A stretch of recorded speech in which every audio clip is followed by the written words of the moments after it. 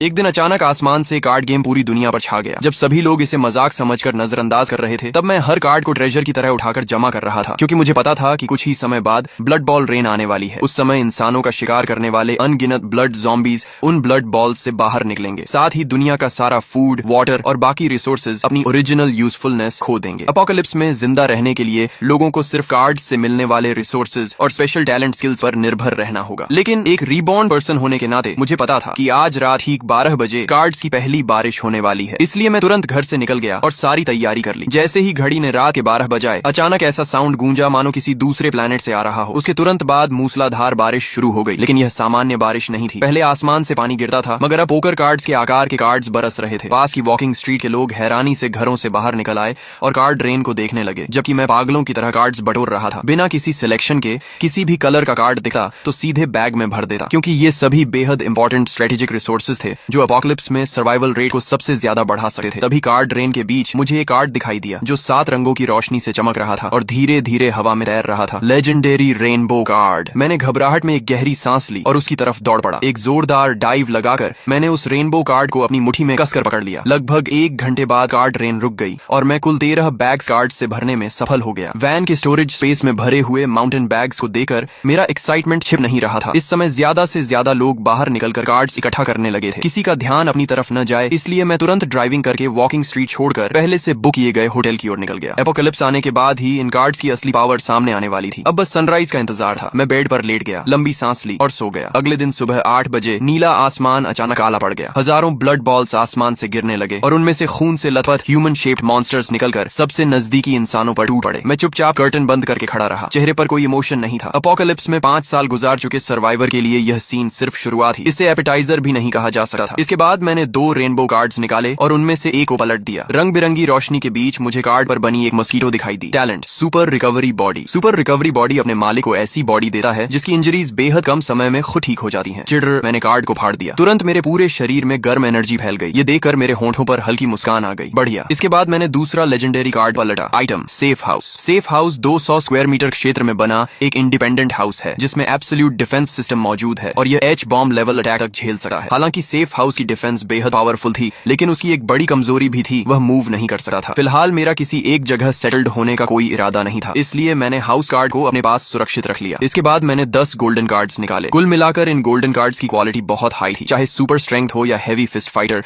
दोनों ही golden cards के T0 level talents थे। तभी अचानक रूम का डोर जोर से टूटकर खुल गया। मैले कुचैले कपड़ों में एक महिला अंदर गिर पड़ी और उसके पीछे 3 ब्लड ज़ॉम्बीज दौड़ते हुए आ गए। वह यंग वुमन चीखते हुए मदद के लिए हाथ बढ़ाने लगी। मैं आगे बढ़ा और सिर्फ 3 पंच में उन ब्लड